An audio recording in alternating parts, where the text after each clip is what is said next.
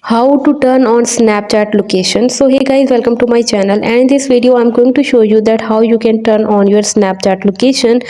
So it's super easy and we will make sure you get it right. So open the Snapchat and tap on your profile icon in the top left corner of the screen, and now tap on the gear icon to access your settings.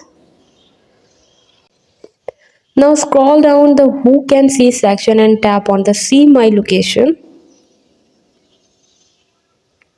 You can see my location option, and after that you will have to choose my friends and make sure to review your friend list and only share your location with the people you may know.